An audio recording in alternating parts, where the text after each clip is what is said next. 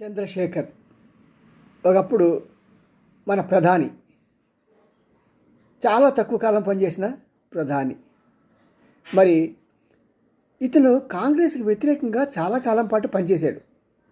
పనిచేసిన ఈ వ్యక్తి చివరికి ఏమైందంటే మళ్ళీ అదే కాంగ్రెస్ పార్టీ యొక్క మద్దతుతో తను ప్రధానమంత్రి కాగలిగాడు.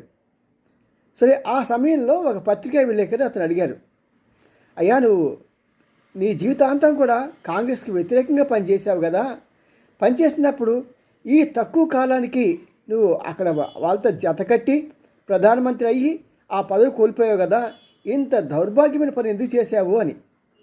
దానికి చంద్రశేఖర్ ఏం సమాధానం చెప్పారంటే, బాబు మన ఎవరెస్ట్ శిఖరం ఎక్కేటప్పుడు అక్కడ పర్మనెంట్గా ఇల్లు కట్టుకొని ఉండిపోతామా అని నిర్ణయించుకొని వెళ్తామా? లేదు కదా, ఏ పదవి వేస్తే అలాగే ఉంటుంది అని చెప్పారు.